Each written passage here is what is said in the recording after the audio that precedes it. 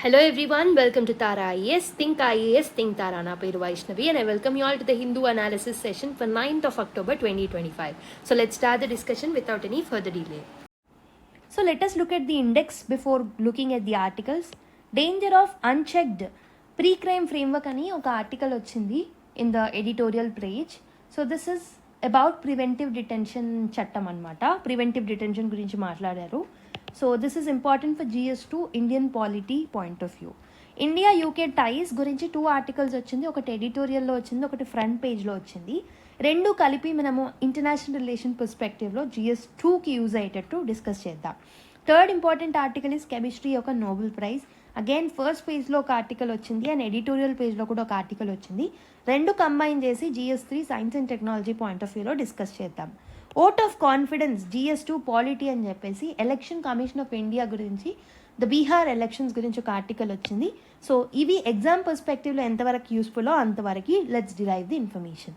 Verdict that misses fine print అని చెప్పేసి a very important and interesting environmental related article వచ్చింది. GS3కి మనం లింక్ చేసుకోవచ్చు. Or workers rights being eroded GS3 economy point of వ్యూలో workers rights గురించి, labour rights గురించి అండ్ ఆల్సో ఇంక్లూజివ్ గ్రోత్ ఆస్పెక్ట్స్లో GS3లో అండ్ ఆల్సో సోషల్ జస్టిస్ అనే కోణంలో కూడా GS2 పాయింట్ ఆఫ్ వ్యూలో కూడా మనం దీన్ని లింక్ చేసుకోవచ్చు. ఓకే, సో 7th వన్ వచ్చేసి centre direction on stubble management అని చెప్పేసి ఫ్యూ ఇంపార్టెంట్ మెయిన్స్ రిలేటెడ్ పాయింట్స్ని పిక్ చేసుకుందాం which will be useful for your GS3 environment. Draft labour policy అని ఎకానమీ రిలేటెడ్ ఆర్టికల్ వచ్చింది. Let's look at that. First Tejas MK1A fighter jets గురించి IAF has received this recently, దాని గురించి చూస్తాం. Science and టెక్నాలజీకి important. NMIA set to make Mumbai one of the Asia's biggest aviation hub అని GS3 economy infrastructure related article వచ్చింది. So ఇవన్నీ ఆర్టికల్స్ని ఈరోజు మనం డిస్కస్ చేద్దాం, పదండి. సో వీడియోకి వెళ్ళే ముందు చిన్న అనౌన్స్మెంట్. మనం రీసెంట్గా గరుడా అనే ఒక కోర్స్ని లాంచ్ చేయడం జరిగింది. So this is taken up by me. So this is a paid course అనమాట. So Garuda is about the mapping mastery course. So ఇక్కడ మనం వరల్డ్ స్టాటిక్ మ్యాపింగ్ని డీల్ చేయడం జరుగుతుంది అనమాట. Will pick up each and every important continent and will cover key themes like mountains, rivers, straits, international boundaries, biospheres, global hotspots, etc. And many more current related things will also be covered in this. Once you are done with this particular course, it will be very easier for you to visualize the things and to understand the world history, to understand the different groupings in the international relations, to understand geography concepts, locations, and many more. So that is where world mapping ane chala important avutundi and direct ga UPSC lo kuda questions anevi vastu unnai. Okay, so previous year క్వశ్చన్స్ని ఆధారంగా తీసుకొని important ఆస్పెక్ట్స్ని కూడా మనం cover చేస్తాం కాబట్టి if you want to purchase you can purchase at only 499. So 3 practice tests అనేవి ఉంటాయి for smart and effective revision. Practice booklet కూడా ఇస్తాము with high resolution maps that you use in the discussion. Okay, already demo sessions ఉన్నాయి. If you want you watch it and then you can join the course. Okay, with this note let me start. And before that world history courses ఉన్నాయి and economy related course, anthropology related courses. So try to explore our website and also you can explore our application also, the mobile application. So tarais.com వెళ్ళి అక్కడ purchase చేయొచ్చు డైరెక్ట్గా, లేదా 63059553 అనే నెంబర్కి call చేసి కూడా you can take in to the admissions of this particular courses. So let me start the discussion without any further delay. So let start with the first article. So ఒక point to be noted ఏంటి అని అంటే science పేజ్లో వచ్చింది ఒక article. అదే ఏంటి అని అంటే ఇన్వేసివ్ ఏలియన్ స్పీసెస్. ఆ పర్టికులర్ ఆర్టికల్ని పిక్ చేసుకొని ఒక స్పెసిఫిక్ వీడియోని నేను రికార్డ్ చేశాను instead of adding it to the Hindu analysis. I request to people ఆ వీడియోని చూస్తూ రన్నింగ్ నోట్స్ చేసుకోండి. అక్కడ ఉన్న ఇన్ఫర్మేషన్ని మీరు మీ యొక్క మెయిన్స్ నోట్స్ ఏదైతే ఉంటుందో ఫర్ ఎన్వైరన్మెంట్ దాంట్లో యాడ్ చేసుకుంటారని నేను కోరుకుంటున్నాను. ఓకే, ఈ వీడియో చూసిన తర్వాత ఆ వీడియోని కూడా చూడండి after taking enough period of break. Okay, so let's start the discussion. The danger of unchecked pre crime framework అని చెప్పి ఒక ఆర్టికల్ రావడం జరిగిందనమాట. ఈ ఆర్టికల్లో మెయిన్గా దేని గురించి మాట్లాడుతున్నారు అని అంటే ప్రివెంటివ్ డిటెన్షన్ గురించి మాట్లాడడం జరుగుతుంది. This particular article is specifically speaking about preventive detention.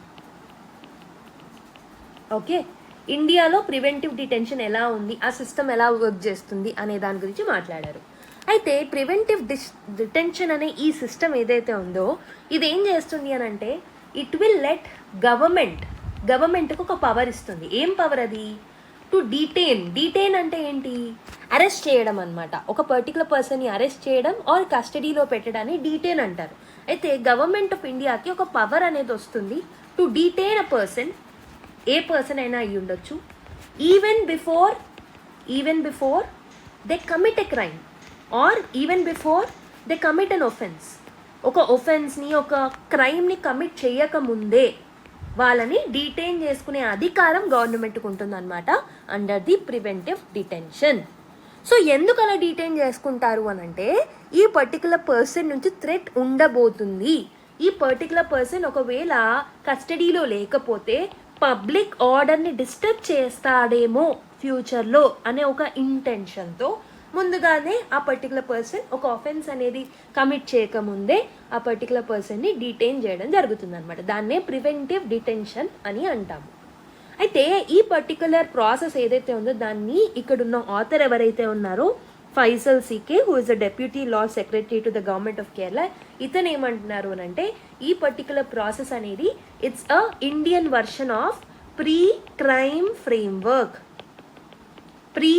Framework అని ఎందుకు అంటున్నాము? క్రైమ్ చేయకముందే ఒక పర్టికులర్ పర్సన్ని డీటెయిన్ ఎందుకు చేయాలి, ఎలా చేయాలని చెప్పే ప్రాసెస్ ఆర్ ఫ్రేమ్వర్క్ని మనము ప్రివెంటివ్ డిటెన్షన్ అంటున్నాం. కాబట్టి అతను దీనికి pre crime framework of India అని అంటున్నారనమాట. సో మైనారిటీ రిపోర్ట్ అనే ఒక మూవీని రెఫరెన్స్గా తీసుకున్నారు ఇక్కడ. సో ఆ మూవీలో ఏంటి అని అంటే, పీపుల్ క్రైమ్స్ని కమిట్ చేయకముందే వాళ్ళని అరెస్ట్ చేస్తూ ఉంటారనమాట ఆ మూవీలో. సో సేమ్ పద్ధతిలో సో ఒకవేళ ఇండియన్ గవర్నమెంట్ ఆ పవర్ని యూటిలైజ్ చేసుకుంటే దాన్ని ప్రివెంటివ్ డిటెన్షన్ అని అంటాం అనమాట. అయితే ఈ పర్టికులర్ ఆర్టికల్లో ఆయన ఏం చెప్పాలనుకుంటున్నారు ఆథర్ అని అంటే, సో బేసికలీ ఈ పర్టికులర్ ప్రివెంటివ్ డిటెన్షన్ అనేది కాన్స్టిట్యూషనల్గా అలౌ అయినప్పటికీ ఇది ఎక్స్ట్రీమ్లీ డేంజరస్, చాలా డేంజరస్ ఫెనామినా. ఎందుకనంటే ఇది డైరెక్ట్ ఒక పర్సన్ యొక్క ఫండమెంటల్ రైట్స్ మీద ఇంపాక్ట్ చూపిస్తుంది and it is undemocratic, it is against the democracy. Okay, so కాబట్టి supreme court now and then ఈ పర్టికులర్ చర్యలలో ఇలాంటి ప్రివెంటివ్ డిటెన్షన్ కేసులో ఇన్వాల్వ్ అయ్యి, సో దానిలో ఉన్న మిస్యూజ్ ఏదైతే ఉందో, ఈ ప్రివెంటివ్ డిటెన్షన్ని ఎలా అయితే గవర్నమెంట్ మిస్యూజ్ చేసుకుంటుందో దాన్ని కర్బ్ చేసుకుంటూ వచ్చిందనమాట ఫ్రమ్ ద పాస్ట్. అయితే ఈ పర్టికులర్ ప్రివెంటివ్ డిటెన్షన్ అనే ఈ కాన్సెప్ట్ అనేది కాన్స్టిట్యూషనల్లీ పర్మిటెడ్ అని చెప్పారు. ఎక్కడ పర్మిషన్ ఇచ్చాము అని అంటే ఫండమెంటల్ రైట్స్లో article 22 clause 3 and article 22 clause 7 of the Indian constitution preventive detention cases గురించి మాట్లాడతాయి అన్నమాట. అయితే ఆథర్ ప్రకారం ఏంటి అని అంటే, ఈ క్లాసెస్ అనేవి బర్ముడా ట్రయాంగిల్ లాంటివి. ఎందుకు అంటున్నారు అని అంటే, బర్ముడా ట్రయాంగిల్ ఏదైతే ఉంటుందో ఒక మిస్టీరియస్ జోన్, మనకు తెలిసిందే కరేబియన్ ఐలాండ్స్ దగ్గర ఉంటుంది అది.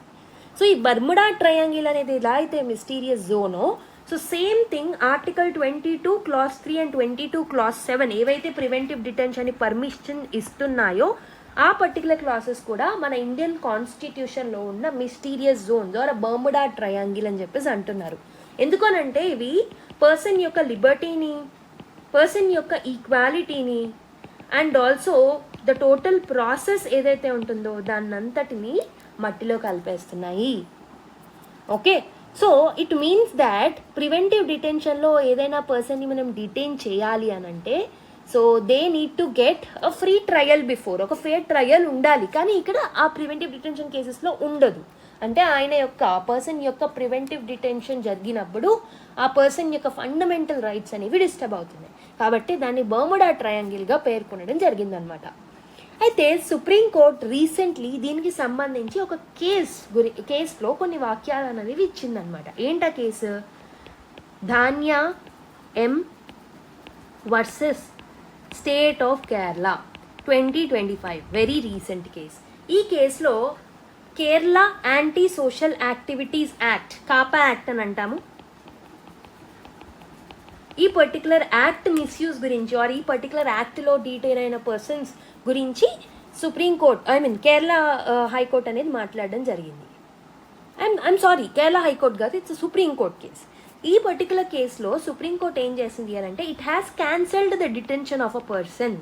ఎందుకు క్యాన్సిల్ చేసింది డిటెన్షన్ ఆర్డర్ని అని అంటే, సో ప్రివెంటివ్ డిటెన్షన్ అనేది ఓన్లీ ఎక్స్ట్రా ఆర్డినరీ సిచ్యువేషన్స్లో మాత్రమే వాడాలి, చాలా రేర్గా చాలా కేర్ఫుల్గా మాత్రమే వాడాలి.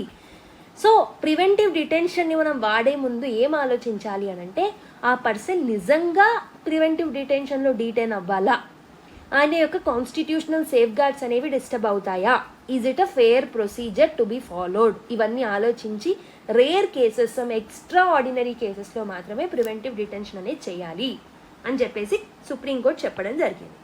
ఇంకొక ఇంపార్టెంట్ థింగ్ని కూడా ఐడెంటిఫై చేసింది. Supreme court has told that law and order ఏదైతే ఉంటుందో, ఈ లా అండ్ ఆర్డర్ ఇష్యూస్ ఏవైతే ఉంటాయో దీస్ ఆర్ ఆర్డినరీ ఇష్యూస్.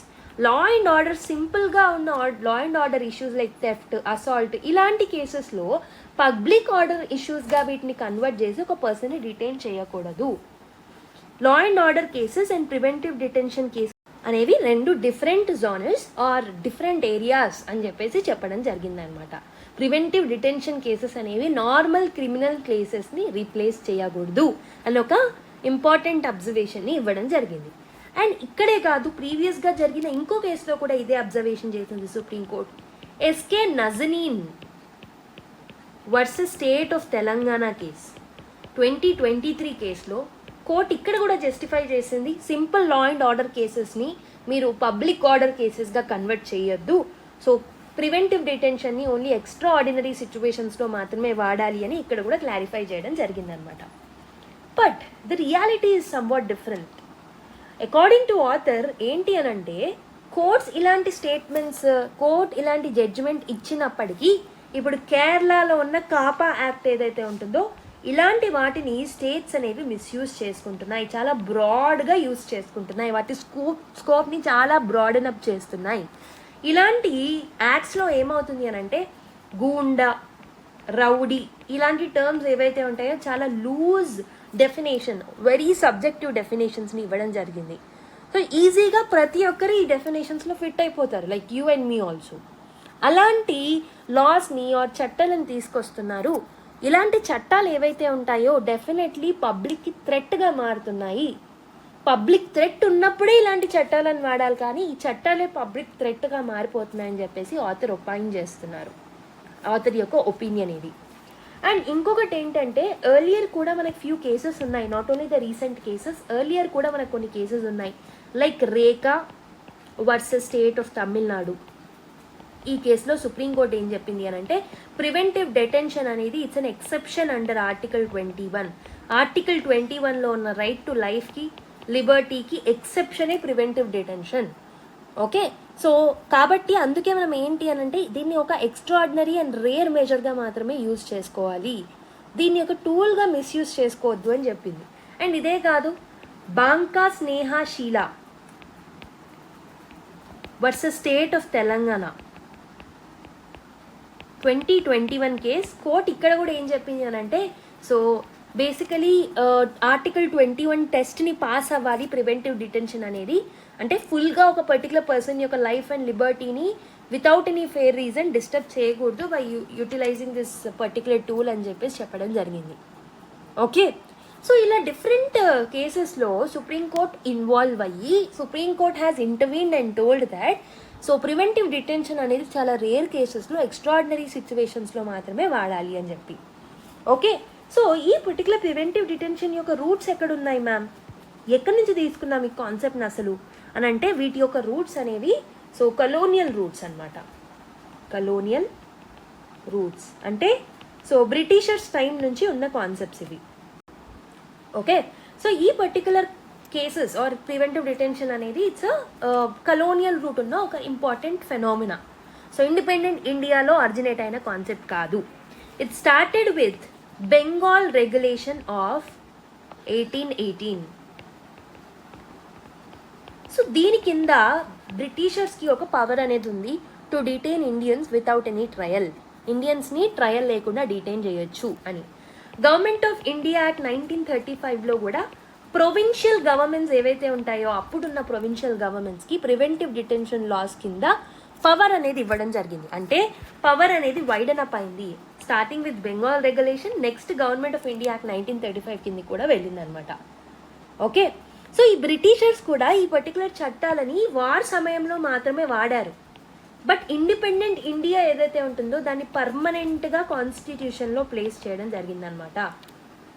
దీన్ని ఒక కలోనియల్ రెలిక్గా మనం కంటిన్యూ చేస్తున్నాము. So which is against the spirit of democracy అని చెప్పేసి ఆథర్ కూడా ఒపైన్ చేస్తున్నారు. ఓకే, సో ప్రివెంటివ్ డిటెన్షన్ అనేది ఒక నార్మల్ పార్ట్ ఆఫ్ ఇండియన్ లాగా మారింది డ్యూరింగ్ ఇండిపెండెన్స్. ఇది ఒక ఎక్స్ట్రాడినరీ సిచ్యువేషన్లో వాడాలి, కానీ ఒక నార్మల్ చట్టంగా దీన్ని వాడేస్తున్నాము. ఓకే, ఎందుకనంటే డ్యూరింగ్ ఇండిపెండెన్స్ మనం పార్టీషన్ వైలెన్స్ని ఫేస్ చేస్తున్నాము. కమ్యూనిస్ట్ అప్రైజింగ్స్ ఎక్కువగా ఉండేవి, నక్సలిజం లాంటి ఇష్యూస్ ఉండేవి, కమ్యూనల్ టెన్షన్స్ ఎక్కువగా ఉండేవి. కాబట్టి వీటన్నిటిని కర్బ్ చేయడానికి so the independent India, the new government has used this particular preventive detention as a tool to curb all of this particular things. దీనికి సంబంధించి డిబేట్స్ కూడా జరిగాయి కాన్స్టిట్యూయెంట్ అసెంబ్లీలో. During the framing of the constitution చాలామంది oppose చేశారు దీన్ని. But because country అనేది ఆ సిచ్యువేషన్లో చాలా అన్స్టేబుల్గా ఉంది, బికాస్ ఎన్నో ఇష్యూస్ అనేవి ఉన్నాయి, already communal tensions, partition tensions ఇవన్నీ ఉన్నాయి, కాబట్టి దాన్ని ప్లేస్ చేయాల్సి వచ్చింది కాన్స్టిట్యూషన్లో. ఓకే, అండ్ ఆథర్ ఏంటి అని అంటే ఈ పర్టికులర్ ఆర్టికల్ 22 ఆఫ్ ద కాన్స్టిట్యూషన్ని జానస్ ఫేజ్డ్ అని అంటూ ఉన్నారనమాట. జానస్ ఫేజ్డ్ అంటే ఏంటంటే దీనికి 2 ఫేసెస్ ఉన్నాయి. ఆన్ వన్ హ్యాండ్ ఈ పర్టికులర్ ఆర్టికల్ 22 అనేది డ్యూ సేఫ్ గార్డ్స్ని కూడా ఇస్తుంది, డ్యూ ప్రాసెస్ ఆఫ్ సేఫ్ గార్డ్స్ని మెన్షన్ చేస్తుంది. లైక్ ఎందుకు ఒక పర్టికులర్ పర్సన్ని డీటైన్ చేస్తున్నామనే రీజన్స్ని ముందుగానే వాళ్ళకి చెప్పాలి. On the other hand it excludes those safe guards also. Some extraordinary సిచ్యువేషన్లో ఒక పర్సన్కి ఇన్ఫార్మ్ చేయక్కర్లేదని కూడా అదే పర్టికులర్ ఆర్టికల్లో ఉంది. అంటే ఇది ఒక జానస్ ఫేజ్డ్, అంటే 2 ఫేజ్డ్ ఆర్టికల్గా, ఒక 2 ఫేజ్డ్ ఫెనామినా లాగా పేర్కొంటున్నారు author. It is protecting the liberty and it is taking away the liberty also. Again, some landmark cases గురించి మళ్ళీ మెన్షన్ చేశారు. Let's speak about again few cases. A.K. Gopalan case versus State of Madras, 1950 case. A.K. Gopalan వచ్చేసి communist leader అనమాట. ఈ particular పర్సన్ని detain చేయడం జరిగింది preventive detention చట్టం కింద. సో ఈ పర్టికులర్ పర్సన్ ఏం చేశాడు అని అంటే కోర్టుకి వెళ్ళాడనమాట. ఏమన్నారు అని అంటే నా ఆర్టికల్ 21 ఏదైతే ఉందో అది డిప్రైవ్ అవుతుంది, my right to life, right to Liberty అనేది డిప్రైవ్ అవుతుంది నన్ను డిటైన్ చేయడం వల్ల. అండ్ ఆల్సో ఆర్టికల్ 19 కూడా వైలేట్ అవుతుంది, like freedom of movement and స్పీచ్ని కర్బ్ చేసేసారని చెప్పేసి అన్నారు. But supreme court rejected his argument. Supreme court దీన్ని పట్టించుకోలేదు, ఆర్గ్యుమెంట్ని రిజెక్ట్ చేసింది. ఓకే, సో బేసికలీ ఏమనుంది అని అంటే so preventive detention is an exception under article 21 అని అప్పుడు చెప్పడం జరిగిందనమాట. ఓకే, సో కాబట్టి ఆ టైంలో ఏకే గోపాలన్ కేసులో ఆర్టికల్ 22 ఏదైతే ఉంటుందో ఒక స్పెషల్ జోన్గా పెట్టడం జరిగింది ఫండమెంటల్ రైట్స్లో. కాబట్టి ఈ పర్టికులర్ ఆర్టికల్ని ఆథర్ ఏమని నేమ్ చేస్తున్నారు, ఆర్టికల్ 22ని devil's island or authoritarian penal policy అని చెప్పేసి పేర్కొంటున్నారనమాట. So try to quote these kind of things in your Lakshmikanth book. డైరెక్ట్గా కోట్ చేసుకోండి, మీరు మెయిన్ స్టాన్సెస్లో వీటిని యూజ్ చేసుకోవచ్చు. మీనింగ్ ఏంటి అని అంటే it's a very dark thing, ఒక ఐసోలేటెడ్ పార్ట్గా ఒక డార్క్ థింగ్గా కాన్స్టిట్యూషన్లో మిగిలిపోయిన ఒక ఆర్టికల్ అనమాట. దీని కింద పార్లమెంట్ ఏంటి అని అంటే ఆర్టికల్ 22 ఏమి ఇస్తుంది పవర్ అని అంటే పార్లమెంట్కి ఎలాంటి లాస్ అయినా చేయొచ్చు, అడ్వైజరీ బోర్డ్ రివ్యూ లేకుండానే ఎలాంటి చట్టాలైనా చేయొచ్చు అనమాట to check this detention. It just need to say there are some special circumstances, some special classes of persons అని మెన్షన్ చేస్తే సరిపోతుంది. అంటే పార్లమెంట్కి అన్లిమిటెడ్ పవర్ అనేది ఉందన్నమాట under article 22 to make any laws with respect to preventive detention. Okay, but some freedom fighters ఎవరైతే ఉన్నారో like Somnath Lahiri గారు వాండ్ దాట్ ఇలాంటి ప్రొవిజన్స్ అనేవి పోలీస్ కానిస్టేబుల్ కాన్స్టిట్యూషన్ని చేస్తాయి. అంటే పీపుల్ లైక్ పోలీస్ పవర్ ఏదైతే ఉంటుందో it will dominate the citizens freedom. So అల్టిమేట్గా ఒక పార్లమెంటరీ డెమోక్రసీలో కాన్స్టిట్యూషన్ పీపుల్కే అల్టిమేట్ పవర్ ఇస్తుంది, కానీ ఇలాంటి ప్రొవిజన్స్ ఉండడం వల్ల మన కాన్స్టిట్యూషన్ అనేది పోలీస్ కానిస్టేబుల్ కాన్స్టిట్యూషన్గా మారుతుంది అని చెప్పేసి అప్పుడే సోమనాథ్ లహిరి గారు చెప్పడం జరిగిందనమాట. And also the golden triangle of Indian constitution. So ఒక 3 ఆర్టికల్స్ని golden triangle of Indian constitution అంటాం. Article 14, article 19 and article 21. Article 14 is right to equality. Article 19 is freedom of speech and movement. Article 21 is right to life and liberty. Author ఏమంటున్నారు అంటే ఈ golden triangle ఏదైతే ఉంటుందో it is getting destroyed because of preventive detention. Even Maneka Gandhi are Maneka Gandhi case ఏదైతే ఉంటుందో, మేనకా గాంధీ కేసులో supreme court ఏం చెప్పింది, ప్రొసీజర్ ఎస్టాబ్లిష్డ్ బై లా అనేది, ఓకే, ఒక చట్టం ద్వారా ఎస్టాబ్లిష్ చేయబడిన ప్రొసీజర్ ఏదైతే ఉంటుందో చాలా జస్ట్గా, జస్టిస్తో, ఫేర్గా, రీజనబుల్గా ఉండాలి. ఓకే, కానీ ప్రివెంటివ్ డిటెన్షన్ లాస్ మాత్రం మనేకా గాంధీ లాంటి కేసు జరిగినాక కూడా అవన్నీ అలానే ఉన్నాయి. ఓకే, ప్రివెంటివ్ డిటెన్షన్ లాస్ అనేవి సో ఆల్మోస్ట్ ఈ గోల్డెన్ ట్రయాంగిల్ మొత్తాన్ని కర్బ్ చేసేస్తున్నాయి. And also people are misusing it, government is misusing it. అందుకే దీన్ని ఒక బర్ముడా ట్రయాంగిల్ ఆఫ్ లా అని పేర్కొంటున్నారనమాట. అండ్ ఆల్సో ఈ particular case or preventive detention గురించి మాట్లాడినప్పుడు గ్రాన్విలే ఆస్టిన్ గారు కూడా, హిస్టోరియన్ గ్రాన్విలే ఆస్టిన్ గారు కూడా వార్న్ చేయడం జరిగిందనమాట. ఏమని వార్న్ చేశారు అని అంటే, సో ప్రివెంటివ్ డిటెన్షన్ అనేది it's like a tempting situation for governments. Easy control అనేది ఇస్తుంది అనమాట గవర్నమెంట్కి. ఒక ఈవిల్ లాగా దీన్ని యూజ్ చేసేసుకుంటారు, ఒక టూల్ లాగా మిస్యూజ్ చేసేసుకుంటారు అనమాట. సో దీనివల్ల ఇండివిజువల్స్కి ఇంజస్టిస్ జరుగుతుంది, పోలీస్ ఇన్వెస్టిగేషన్ వీక్ అవుతుంది, people are in danger because of this. వాళ్ళ ఫ్రీ స్పీచ్ అనేది డిస్టర్బ్ అవుతుంది అని గ్రాన్విలే ఆస్టిన్ గారు కూడా వార్న్ చేశారు ముందుగానే. ఓకే, అయితే ఇండియాస్ ప్రివెంటివ్ డిటెన్షన్ని movie, there is a movie that is minority report, 2002 movie అది, దానికి కంపారిజన్ చేశారని చెప్పాను కదా. So how he has compared అంటే, author has compared the movie minority report with the preventive detention of India. So ఈ మూవీలో ఏంటి అని అంటే, మైనారిటీ రిపోర్ట్ అని ఈ మూవీలో ఏంటి అంటే, police used futuristic technology. So futuristic టెక్నాలజీని యూజ్ చేసుకొని సో పోలీసులు ఏం చేశారు అని అంటే, they have predicted few crimes. ముందుగానే ప్రిడిక్ట్ చేయడం మొదలుపెట్టారు. ఈవెన్ హీరోని కూడా అరెస్ట్ చేశారనమాట. So hero was arrested for the murder he was not commit చేయకముందే అతన్ని అరెస్ట్ చేయడం జరిగిందనమాట. ఒక ఫేర్ ట్రయల్ అనేది లేదు. సో వాళ్ళ సైడ్ ఆఫ్ వ్యూని, వాళ్ళ పాయింట్ ఆఫ్ వ్యూని ఎక్స్ప్లెయిన్ చేసుకోవడానికి కావాల్సిన సిచ్యువేషన్ ఆర్ ఫ్రీడమ్ ఆఫ్ స్పీచ్ని కూడా వాళ్ళకి ఇవ్వలేదన్నమాట. This is exactly like preventive detention అని చెప్పేసి ఇక్కడ ఆథర్ అంటున్నారనమాట. ఓకే, సో బేసిక్గా ఈ పర్టికులర్ ప్రివెంటివ్ డిటెన్షన్ అనేది ఆడి ఆల్ట్రమ్ పార్టమ్, అంటే hearing on the other side. We need to hear, ఒక పర్టికులర్ జడ్జ్మెంట్ ఇచ్చే ముందు we need to hear the other side also, but it is violating audi altrum pattern. It is denying the presumption of innocence. Presumption of innocence ni deny చేస్తుంది. And judicial review అనే ప్రాసెస్ని మొత్తానికి bypass చేసేస్తున్నాం. Fair procedure అనేది ఉండట్లేదు. It is against the natural justice. Movie లాగానే మూవీలో ఏదైతే ఉందో, మూవీలో ప్రిడిక్షన్స్ అనేవి అన్నీ కరెక్ట్ కాదు అని ఈ మూవీలో ప్రూవ్ అవుతుందన్నమాట. అలాగనే ఇక్కడ కూడా హ్యూమన్ బిహేవియర్ అనేది మనం ప్రిడిక్ట్ చేయలేము. హ్యూమన్ మనసులో ఏమనుకుంటున్నారు అనేది మనం ప్రిడిక్ట్ చేయలేము. వాళ్ళు if they want to commit the crime are not అనేది వాళ్ళ సబ్జెక్టివ్ అండ్ ఇండివిజువల్ డెసిషన్, లోపల అయ్యే డెసిషన్. దాన్ని మనం ప్రిడిక్ట్ చేయలేము.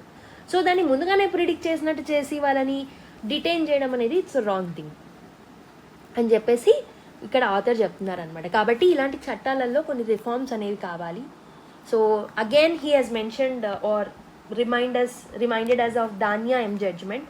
ఆ పర్టికులర్ జడ్జ్మెంట్లో చెప్పినట్టు, like even AK Gopalan case కానివ్వండి, ఏకే రాయ్ కేసు కానివ్వండి, ప్రివెంటివ్ డిటెన్షన్ అనేది ఎంటైర్లీ రాంగ్ కాదు, but it should not be misused. Only serious threats like terrorism, drug trafficking or national security concerns or national security issues ఉన్నప్పుడే దాన్ని వాడాలి. దాన్ని ఒక routine administrative టూల్గా వాడకూడదు. ఒకవేళ ప్రివెంటివ్ డిటెన్షన్ లాంటి ఇలాంటి చట్టాలను ఇంకా మనము అన్చెక్డ్గా ఇలానే పెడితే మన constitutional values and Liberty, equality and justice అనేవి డిస్టర్బ్ అవుతాయి అని చెప్పేసి చెప్పారు. The simple essence of this article is preventive detention అనేది ఒరిజినల్గా ఎక్సెప్షనల్ అండ్ ఎమర్జెన్సీ టూల్గా మనం ఇంట్రడ్యూస్ చేసినప్పటికీ ఇప్పుడు ఒక డేంజరస్ హ్యాబిట్ ఆఫ్ గవర్నెన్స్గా మారింది. గవర్నమెంట్స్కి ఒక ఎక్స్ట్రాఆర్డినరీ పవర్ వచ్చింది టు పనిష్ ద పీపుల్. దానివల్ల పీపుల్ యొక్క fundamental rights of article 19 and 21 are getting disturb. Okay, so he had compared it with the movie మూవీలో కూడా ప్రతి ప్రిడిక్షన్ కరెక్ట్ అయ్యి ఉండదు. హీరోని కూడా అరెస్ట్ చేశారు before crime was conducted. So కాబట్టి ప్రతి ప్రిడిక్షన్ అండ్ హ్యూమన్ బిహేవియర్ని ప్రిడిక్ట్ చేయడం అనేది ఇట్స్ హైలీ ఇంపాసిబుల్. కాబట్టి ఇలాంటి వాటిని లిమిటెడ్ కేసులో మాత్రమే మనం వాడాలి అని చెప్పేసి చెప్తున్నారనమాట. He compared this article 22 preventive detention with the Bermuda triangle. Okay, ఇందులో ఉన్న కొన్ని ఇంపార్టెంట్ ఫ్రేజెస్ ఏవైతే ఉంటాయో వాటిని మీరు try to quote it in your answers. Okay, next article చూద్దాం. An anchor for India UK ties economic partnership అని ఒక editorial article. Trade pact launch pad for growth UK PM అని చెప్పేసి ఇంకో ఆర్టికల్. రెండు related to UK India ties గురించి మాట్లాడుతున్నారు. So let's try and decode this particular article. First ఈ editorial రాసింది ఎవరు అంటే హర్షవర్ధన్ అగర్వాల్ గారు, the federation of Indian chambers of commerce and industry యొక్క member, the president of that FICCI. And ఈ particular article వచ్చేసి trade pact launch pad for growth అని చెప్పేసి ఇంకో article. This is about the UK PM visit. Okay, రెండు similar లైన్స్లోనే ఉన్నాయి. So రెండింటిని కంబైన్ చేసి డిస్కస్ చేద్దాం. సో ఈ ఆర్టికల్స్లో ఏం మాట్లాడుతున్నాము అని అంటే, so there is a growing in trade relationship and partnership between these both the countries. ఒకవైపు ఇండియా, ఇంకోవైపు యూకే. ఎస్పెషలీ ఒక మేజర్ ట్రేడ్ డీల్ అనేది సైన్ చేసుకున్నారు. దాన్నే కాంప్రహెన్సివ్ ఎకనామిక్ ట్రేడ్ అగ్రిమెంట్ అని అంటాం. దీన్ని జూలై నెలలో సో సైన్ చేసుకోవడం మనం ఆల్రెడీ చూసాము. And on the side by side ఇప్పుడు ప్రస్తుతం రీసెంట్గా British prime minister, British PM అయిన కీర్ స్టార్మర్ గారు ఇండియాని విజిట్ చేశారు.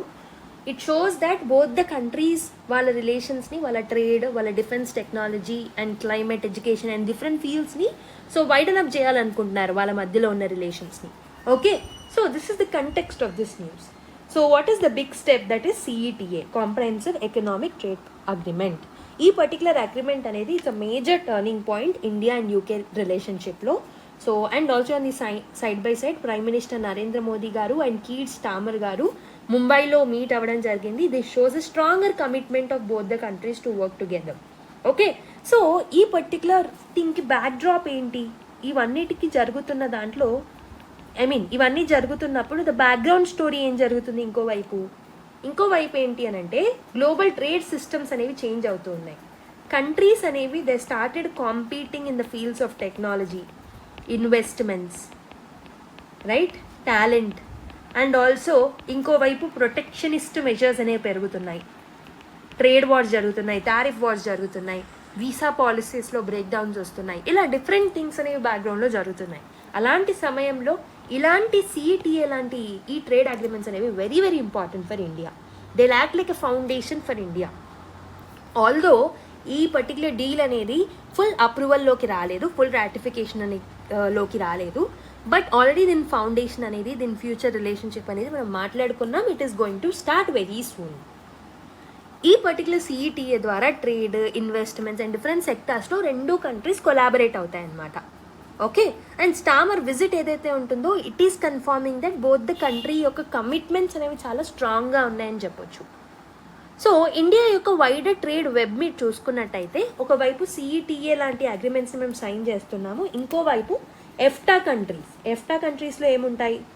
So Scandinavian countries and important countries like Norway, Iceland and Switzerland, లెంచ్టెన్స్టీన్, ఇలాంటి కంట్రీస్ అనేవి ఎఫ్టా కంట్రీస్. వాళ్ళతో కూడా మనము trade and economic partnership అగ్రిమెంట్స్ని sign చేసుకునే కోణంలో ఆలోచిస్తున్నాము. So this will be started from October 1 నుంచి స్టార్ట్ అయింది.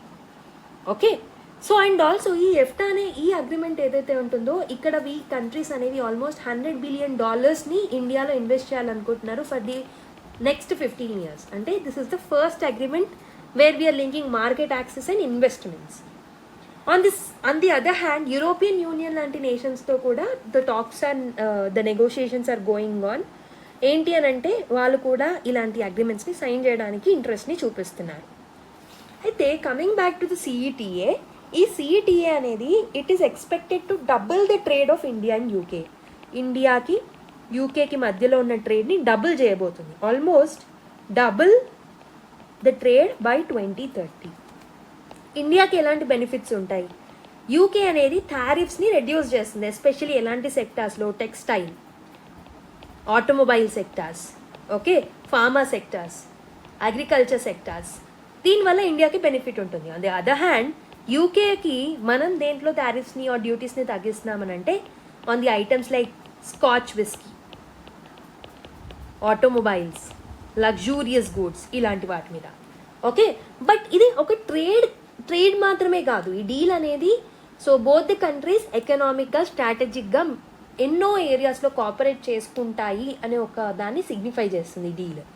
అండ్ ఇంకొకటి ఏంటి అని అంటే ఈ డీల్లో ఇంకేమున్నాయి, ఇంకో ఇంపార్టెంట్ థింగ్స్ ఏమున్నాయి అని అంటే double contribution convention.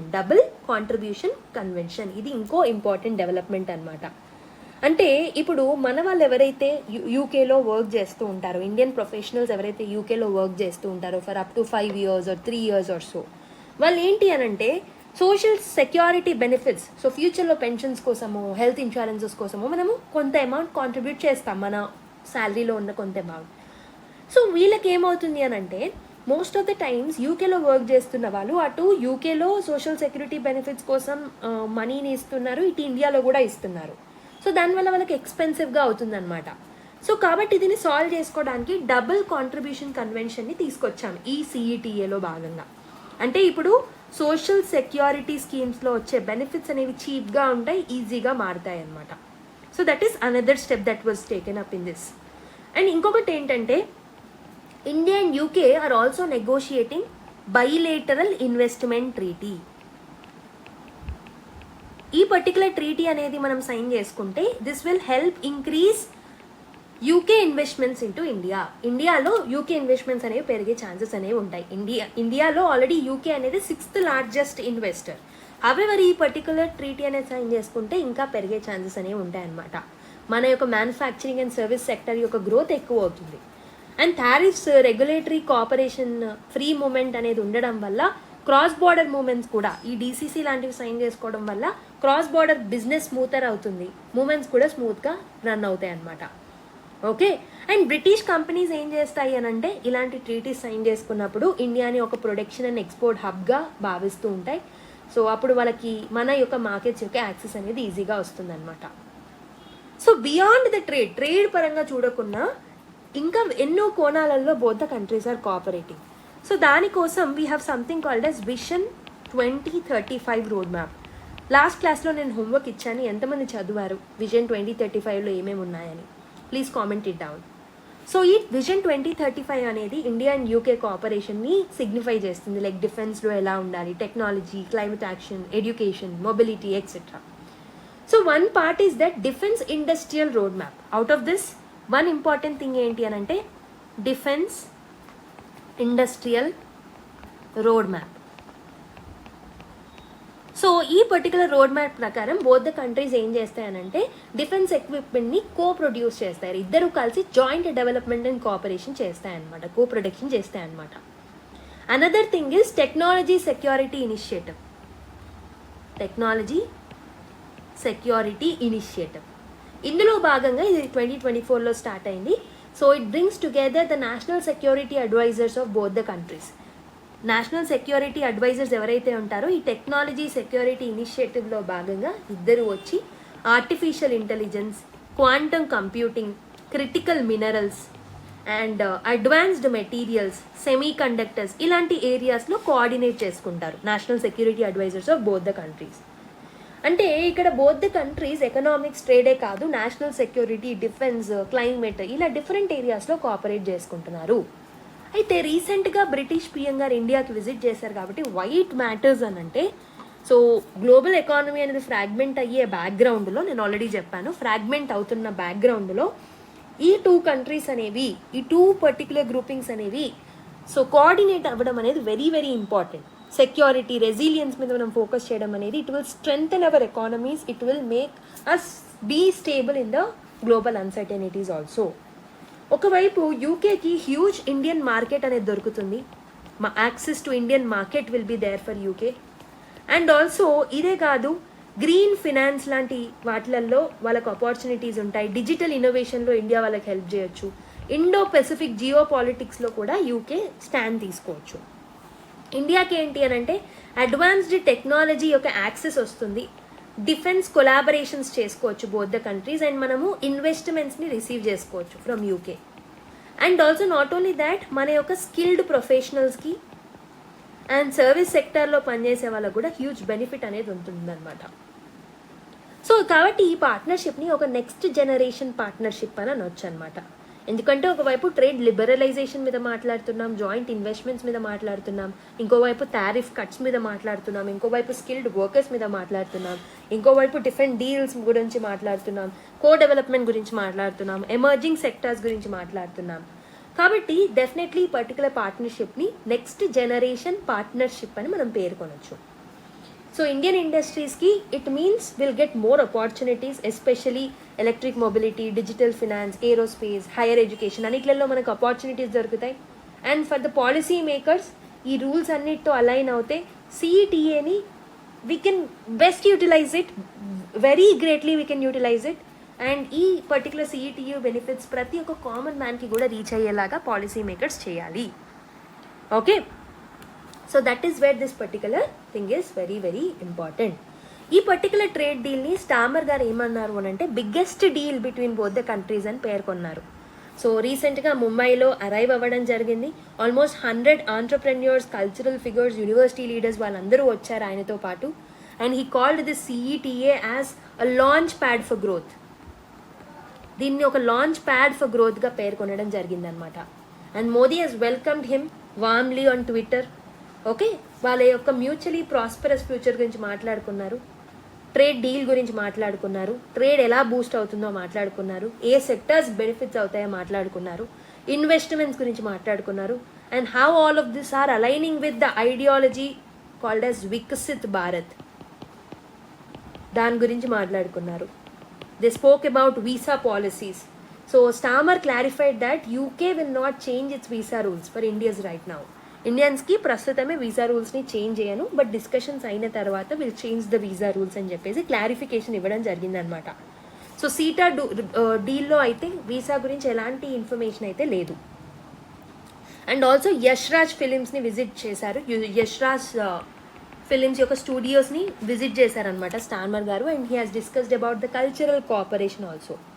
Okay, so ఒక 3 ఇండియన్ బాలీవుడ్ మూవీస్ని, న్యూ బాలీవుడ్ మూవీస్ని యూకేలో స్టార్ట్ చేయబోతున్నారనమాట. కల్చరల్ కొలాబరేషన్లో కూడా they are taking a huge steps. So అది కూడా నోట్ డౌన్ చేసుకోండి. 3 బాలీవుడ్ ఫిలిమ్స్ అనేవి they are going to get shooted and started in UK very very soon. And government మీటింగ్స్లో భాగంగా Piyush Goyal garu, Peter Kyle garu, the UK trade secretary, వాళ్ళు కూడా మాట్లాడుకోవడం జరిగిందనమాట సీటా గురించి. So they have discussed about regional and global issues also. Okay, ఇలా కాంప్రహెన్సివ్గా we have discussed the editorial and also what is there in the article number 1 in the first page. Okay, so let's continue the discussion. Again coming back to the Nobel prizes. So last క్లాస్లో physics Nobel prize గురించి చూసాం. Now comes the chemistry Nobel prize. So 2025 Nobel Prize in Chemistry was given for a compound called a metal organic frameworks. అదేంటో నేను చెప్పేస్తాను మళ్ళీ, next అదే చెప్తాను. Before that let's see the scientist who were awarded. ఒకటి వచ్చేసి Richard Robinson garu, this person, the second person, and he is from Australia అనమాట. Next one is Susumu Kitagawa. So the third person Japan నుంచి. Omar యాక్చి from the American. He is a Jordanian American అనమాట. వీళ్ళు ముగ్గురు they have won the Nobel Prize in Chemistry for the discovery of a new class of material called as, దేనికి ఇచ్చారు అని అంటే, so it is metal organic framework. Metal organic frameworks. What are metal organic frameworks? అసలు ఏంటి ఇవి, వాళ్ళు ఏం experiment చేశారని చూద్దాం. Let me take a fresh page. Yeah, metal organic ఫ్రేమ్వర్క్స్ని వాళ్ళు కనుక్కోవడం జరిగింది. ఏంటివి first of all?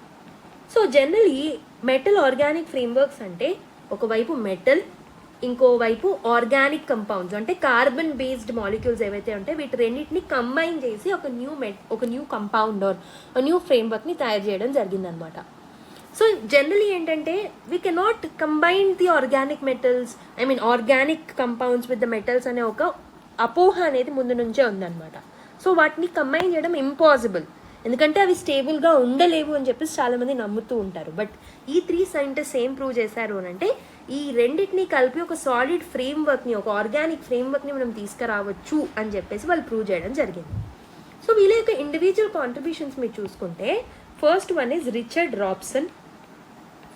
So he is the originator of the idea. So 1970s Melbourne యూనివర్సిటీలో, అంటే ఆస్ట్రేలియాలో ఈయన ఉన్నప్పుడు ఈయన స్టూడెంట్స్కి ఒక ప్రాజెక్ట్ ఇచ్చిండు అనమాట. ఏమిచ్చారు, ఒక మాలిక్యులర్ స్ట్రక్చర్ క్రియేట్ చేయాలి. సో బేసికలీ మనము రెండింటిని కంబైన్ చేద్దామని ఒక ఇంపార్టెంట్ ఐడియా ఆర్ ప్రాజెక్ట్ ఇచ్చారనమాట వాళ్ళ స్టూడెంట్స్కి.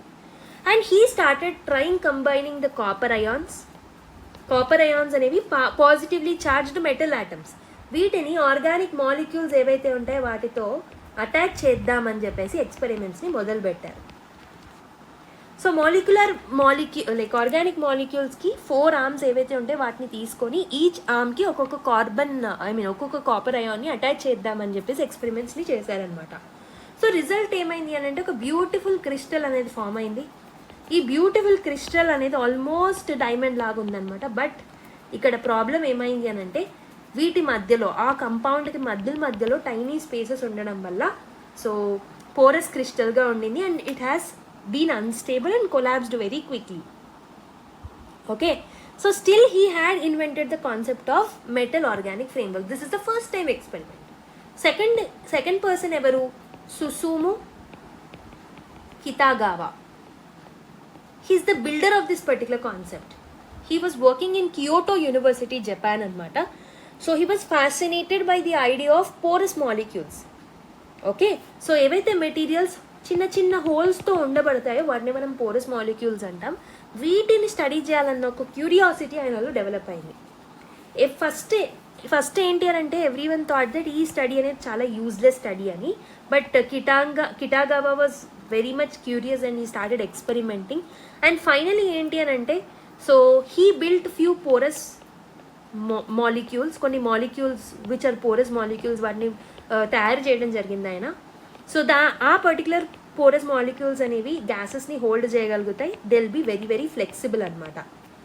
అయితే ఈయన 1997లో ఒక 3D నెట్వర్క్ని తయారు చేశారు using this particular metals like cobalt, nickel and zinc. వీటన్నిటిని ఆర్గానిక్ మాలిక్యూల్స్తో కంబైన్ చేశారు, కాల్డ్ యాజ్ బైపైరిడిన్. సో దాని తర్వాత మెల్లిగా అందులో ఉన్న వాటర్ని రిమూవ్ చేశారు అండ్ ఫైనల్గా ఈ మెటల్ ఆర్గానిక్ ఫ్రేమ్వర్క్ని తయారు చేశారనమాట. సో ఈ పర్టికులర్ ఫ్రేమ్వర్క్ని ఆయన కూడా ప్రపోజ్ చేయడం జరిగిందనమాట. And third one is Omar యాక్చి. He is the designer of this particular idea. So university of California యుఎస్లో ఉంటారు ఈయన. ఉన్నప్పుడు ఏమైంది అని అంటే సో బేసికలీ ర్యాండమ్ ఎక్స్పెరిమెంట్స్కి మించి నేను వెళ్ళాలి అని చెప్పేసి ఒక న్యూ మెథడ్ని తీసుకొచ్చారు. దాన్ని రెటిక్యులార్ కెమిస్ట్రీ అని చెప్పేసి అన్నారనమాట. He named it as reticular chemistry. కొన్ని ప్రీ డిజైన్డ్ బ్లాక్స్ని ఒక ప్రెడిక్టబుల్ వేలో అరేంజ్ చేశారు, ఒక 2D ఫ్రేమ్వర్క్ని క్రియేట్ చేశారు. He created this particular metal organic framework by himself again. So ఈ పర్టికులర్ మెటల్ ఆర్గానిక్ ఫ్రేమ్వర్క్ ఈయన ఏదైతే తయారు చేశారో it was extremely stable. Internal surface area కూడా చాలా ఎక్కువ ఉందన్నమాట ఈయన తయారు చేసిన దాంట్లో. Okay, so his method allowed scientist to design this particular metal organic frameworks very very systematically. Okay, so ఎలా ఈ మెటల్ ఆర్గానిక్ ఫ్రేమ్వర్క్స్ అనేవి వాటర్ని అబ్జర్వ్ చేసుకుంటాయి, డెజర్ట్ ఏరియాస్లో వాటర్ని ఎలా తీసుకురాగలుగుతాయి, అండ్ లిక్విడ్ వాటర్ని డే టైంలో ఎలా రిలీజ్ చేయగలుగుతాయి. అంటే డెజర్ట్ ఏరియాస్లో ఈ పర్టికులర్ మెటల్ ఆర్గానిక్ మెటీరియల్స్ని మనం అక్కడ పెడితే వాటర్ని నైట్ టైంలో ఈజీగా అబ్జర్వ్ చేసుకొని, లైక్ ఎయిర్ ఏదైతే ఉంటుందో డెజర్ట్ ఎయిర్లో ఉన్న వాటర్ని అబ్జర్వ్ చేసుకొని లిక్విడ్ వాటర్ని డే టైంలో రిలీజ్ చేయగలుగుతాయని చెప్పేసి చెప్పారు. అంటే వాటర్ హార్వెస్టింగ్కి మెయిన్లీ ఏరిడ్ రీజన్స్లో ఈ పర్టికులర్ టెక్నాలజీ అనేది హెల్ప్ఫుల్ అవుతుంది అని చెప్పారు. సో ఈ పర్టికులర్ ఎక్స్పెరిమెంట్స్కి గాను మెటల్ ఆర్గానిక్ ఫ్రేమ్వర్క్ని కనుక్కున్నందుకు గాను వాళ్ళకి నోబెల్ ప్రైజ్ ఇచ్చారు. So that is wear it is very very important. అయితే ఈ మెటల్ ఆర్గానిక్ ఫ్రేమ్వర్క్స్ యొక్క మిగతా అప్లికేషన్స్ ఏంటి అని అంటే so let me take a fresh page again. Metal organic frameworks అనేవి డిఫరెంట్ ప్లేసెస్లో మనం యూజ్ చేసుకోవచ్చు to address few global problems like filtering pollutants, pollutants ఏవైతే ఉంటాయో వాటిని ఫిల్టర్ అవుట్ చేయొచ్చు అనమాట వాటర్ నుంచి. వాటర్ పొల్యూషన్ని మనం తగ్గించవచ్చు. And environmental cleaning up of environment. Pharmaceutical traces ఏవైతే ఉంటాయో వాటర్లో వాటన్నిటిని రిమూవ్ చేయొచ్చు. కార్బన్ క్యాప్చర్లో కూడా హెల్ప్ఫుల్ అవుతుంది. సో కార్బన్ డైఆక్సైడ్ ఏదైతే అట్మాస్ఫియర్లో ఉంటుందో దాన్ని క్యాప్చర్ చేయొచ్చు to fight the climate change. Water harvesting మెథడ్లో కూడా హెల్ప్ఫుల్ అవుతుంది. ఇంతకుముందు నేను చెప్పినట్టు డెజర్ట్లో యూస్ఫుల్ అవుతుంది ఇది. క్లీన్ ఎనర్జీ స్టోరేజ్లో కూడా ఇది హెల్ప్ఫుల్ అవుతుంది అనమాట. హైడ్రోజన్, మీథేన్ లాంటి వాటిని ఈ మెటల్ ఆర్గానిక్ ఫ్రేమ్వర్క్స్ అనేవి హోల్డ్ చేసుకుంటాయి. గ్రీన్ ఫ్యూయల్స్ లాగా వాటిని మనం తర్వాత యూజ్ చేసుకోవచ్చు. ఓకే, సో సైంటిస్టులు ఏంటి అని అంటే ఇప్పుడు ఒక మాలిక్యులర్ కిట్ని తయారు చేశారు. దాన్నే కెమిస్ట్రీ లీగో సెట్ అని అనొచ్చు. వేరియస్ పీసెస్ అనేవి ఉంటాయన్నమాట. ఈ పీసెస్ అన్నిటినీ కంబైన్ చేసి they can frame the molecular organic frameworks అనమాట. అంటే ఇదంతా మనకు అవసరం లేదు, జస్ట్ వీటి అప్లికేషన్స్ మీరు గుర్తుపెట్టుకుంటే సరిపోతుంది. Okay, so this is about this particular article. Next article, vote of confidence అని ఒక ఆర్టికల్ రావడం జరిగింది. This is related to Bihar elections. Bihar elections అనేవి 2 phases కండక్ట్ అవబోతున్నాయి, November 6 to 11th అండ్ November 14. You don't need to remember the names. Bihar ఎలక్షన్స్ని mother of all the election అని చెప్పేసి ఎలక్షన్ కమిషనర్ జ్ఞానేష్ కుమార్ గారు అన్నారు. ఎందుకు అని అంటే this is acting like a test of election commission of India. So because Bihar అనేది politically very complex region and popular state, one of the popular states. And lot of allegations అనేవి వచ్చాయి related to SIR exercise and because of మిగతా ఇష్యూస్లో రీసెంట్గా Karnataka and మిగతా ఏరియాస్లో రాహుల్ గాంధీ గారు వేసిన అలిగేషన్స్ ఇలా చాలా వచ్చాయి. సో ఇప్పుడు ఈ పర్టికులర్ ఎలక్షన్స్ని ఫేర్గా ట్రాన్స్పరెంట్గా ప్రూవ్ చేసుకోవడం అనేది it's a very important thing for election commission of India. And election commission of India ఇక్కడ ఓటర్ పార్టిసిపేషన్ని పెంచి ట్రాన్స్పరెన్సీని ఎన్షూర్ చేసి బీహార్ని ఒక మోడల్ ఎగ్జాంపుల్గా పెడదాం అనుకుంటుంది. దట్ ఈస్ వేర్ ఈ ఎలక్షన్స్ అనేవి వెరీ ఇంపార్టెంట్. అయితే కొన్ని కీ మెజర్స్ని అనౌన్స్ చేశారు, ఒక 17 కీ మెజర్స్ని అనౌన్స్ చేశారు. దాంట్లో బెస్ట్ 3 or 4ని మనం పిక్ చేసుకున్నాం ఇక్కడ. ఫస్ట్ థింగ్ ఏంటి అని అంటే బూత్ సైజ్లో బూత్లో క్రౌడింగ్ సైజ్ని తగ్గించారనమాట. And an average of only 819 voters per booth మాత్రమే ఎలక్షన్స్లో పార్టిసిపేట్ చేస్తారు. Better transparency will be ensured in counting.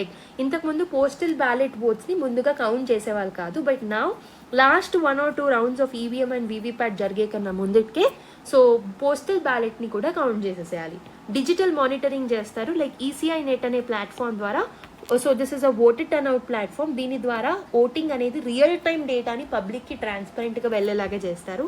And few security measures will be taken, better security measures will be taken, mobile phone deposit ఫెసిలిటీస్ని తీసుకొస్తారు to prevent the misuse.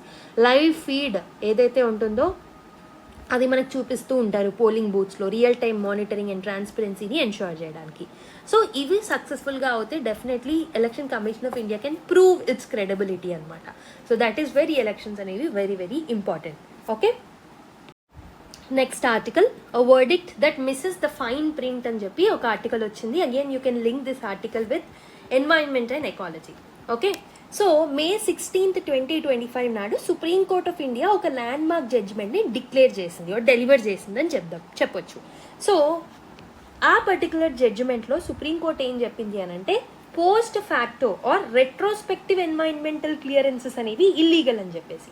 అసలు ఏంటది, what is the background story, ఇవన్నీ మనం తెలుసుకుందాం. Let's start from the background. So ఈ particular ఇష్యూకి చాలా డీప్ రూట్స్ అనేవి ఉన్నాయి. 2013లో నేషనల్ గ్రీన్ ట్రిబ్యునల్ ఒక ల్యాండ్ మార్క్ డెసిజన్ అనేది ఇవ్వడం జరిగింది. సో దీన్నే మనము SP Muthuraman versus union of India case అని అనొచ్చు. అయితే నేషనల్ గ్రీన్ ట్రిబ్యునల్కి సదర్న్ బెంచ్ ఏదైతే ఉంటుందో, సో బేసికలీ ఒక సర్క్యులర్ని ఏదైతే గవర్నమెంట్ ఒక సర్క్యులర్ని అలౌ చేసిందో, గవర్నమెంట్ ఒక సర్క్యులర్ని ఇచ్చింది. సో గవర్నమెంట్ అంటే ministry of environment forest and climate change ఒక సర్క్యులర్ ఇచ్చింది. ఆ సర్క్యులర్ ద్వారా ప్రాస్పెక్టివ్ క్లియరెన్సెస్ అనేది చేయడం జరిగిందనమాట for already started projects. For example, ఒక ప్రాజెక్ట్ స్టార్ట్ చేసే ముందు మనకు ప్రాపర్ ఎన్వైరన్మెంటల్ ఇంపాక్ట్ అసెస్మెంట్ జరిగి ఎన్వైరన్మెంట్ క్లియరెన్స్ అనేది ఉండాలి. అంటే ఆ పర్టికులర్ ప్రాజెక్ట్ యొక్క అసెస్మెంట్ చేస్తారు, ఎంతవరకు ఎన్వైరన్మెంట్ ఇంపాక్ట్ చేస్తుంది, ఎంతవరకు మనం పర్మిషన్ ఇవ్వచ్చు అనేది ఉంటుంది. దాన్ని బట్టి ఎన్వైరన్మెంటల్ క్లియరెన్సెస్ అనేది ఇస్తారు. దాని తర్వాత ఆ ప్రాజెక్ట్ అనేది మనం స్టార్ట్ చేయాలి. కానీ సర్కులర్ ప్రకారం ఏంటి అని అంటే, సో ఏవైనా ప్రాజెక్ట్స్ ఎన్వైరన్మెంటల్ క్లియరెన్సెస్ లేకుండా స్టార్ట్ చేయబడతాయో ఆటోమేటిక్గా వాటికి మేము క్లియరెన్సెస్ ఇచ్చేస్తాం even after the project has started అని చెప్పేసి ఈ సర్కులర్ని రిలీజ్ చేయడం జరిగిందనమాట. అయితే ఎన్జిటి ఏం చెప్పింది అని అంటే, ఈ సర్కులర్ అనేది not clear, like it is not good. Prior clearance అనేది it's a very mandatory step. అంటే ఒక పర్టికులర్ ప్రాజెక్ట్ స్టార్ట్ చేసే ముందే ప్రయర్ క్లియరెన్స్ అనేది ఉండాలి. ప్రాస్పెక్టివ్ క్లియరెన్స్ అనేది illegal, prior clearance is legal అని చెప్పేసి వర్డిక్ట్ ఇవ్వడం జరిగింది. సో దాని తర్వాత వీళ్ళు ఎవరైతే ఇండస్ట్రియలిస్టులు ఎవరైతే ఉన్నారో ప్రాజెక్ట్ స్టార్ట్ చేసిన వాళ్ళు 2020 లైక్ సుప్రీంకోర్టుకి వెళ్తే, సో 2025లో Supreme Court Vanashakti versus union of India కేసులో, so apex court that is Supreme Court ఏం చెప్పింది అని అంటే, ఎన్జిటి ఇచ్చిన డెసిజన్ కరెక్టే, రెట్రోస్పెక్టివ్ అప్రూవల్స్ ఏవైతే ఉన్నాయో వాటిని మేము బ్యాన్ చేస్తున్నామని చెప్పడం జరిగిందనమాట. పర్మనెంట్గా రెట్రోస్పెక్టివ్ అప్రూవల్స్ని మేము బ్యాన్ చేస్తున్నామని చెప్పిందనమాట. Okay, so definitely this is putting a full stop to the post facto ఈసీస్.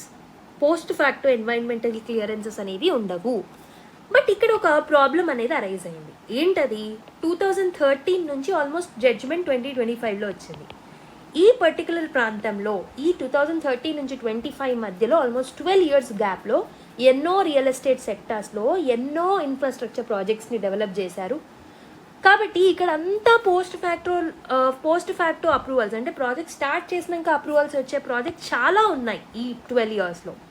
కాబట్టి వాటన్నిటిని మనము రెగ్యులరైజ్ చేయాలా, లేకపోతే వాటన్నిటిని మనం డిమాలిష్ చేయాలా అన్న ఒక థాట్ అనేది, ఒక పర్టికులర్ ప్రాబ్లం అనేది అరైజ్ అయిందనమాట. సో కాబట్టి వర్డిక్ట్ అనేది క్లియర్గా లేకపోవడం వల్లనే ఈ ప్రాబ్లం అనేది అరైజ్ అయింది. So there is no clarity on what should be the way forward.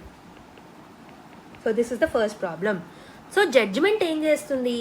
Post facto environmental clearances అన్నిటిని బ్యాన్ చేస్తున్నామని మాత్రమే చెప్పింది. But it did not explain ఈ మధ్యలో జరిగిన ప్రాజెక్ట్స్ పరిస్థితి ఏంటి, what to do the next step ఏంటి, already millions of existing non complaint projects సంగతి ఏంటి అని చెప్పేసి మనకి clear definition are clear way forward ఇవ్వలేదు. సో ఈ పర్టికులర్ జడ్జిమెంట్ని చాలా సబ్జెక్టివ్గా ఇంటర్ప్రిట్ చేసి కొన్ని స్టేట్స్ ఏం చేశాయనంటే ఆల్రెడీ చాలా ప్రాజెక్ట్స్ని డెమాలిష్ చేశాయి, డెమాలిష్ డ్రైవ్స్ని మొదలుపెట్టాయి. సో ఈ ఇన్ఫ్రాస్ట్రక్చర్ ప్రాజెక్ట్స్ని డెమాలిష్ చేసే ప్రాసెస్లో లైక్ ఎన్నో స్కూల్స్, కాలేజెస్, ఫ్యాక్టరీస్ వీటన్నిటిని డెమాలిష్ చేసే కార్యక్రమంలో హ్యూజ్ అమౌంట్ ఆఫ్ డెబ్రిస్ అనేది క్రియేట్ అవుతుంది, గ్రీన్ హౌస్ గ్యాసెస్ ఎమిట్ అవుతున్నాయి, థౌజండ్స్ ఆఫ్ ఫ్యామిలీస్ డిస్ప్లేస్ అవ్వాల్సి వస్తుంది. అండ్ ఈ పర్టికులర్ దానివల్ల లైవ్లీహుడ్ ఆఫ్ ద పీపుల్ మీదే కాదు ఎన్వైరన్మెంట్ మీద కూడా అగైన్ ఇంపాక్ట్ పడుతుంది అనమాట.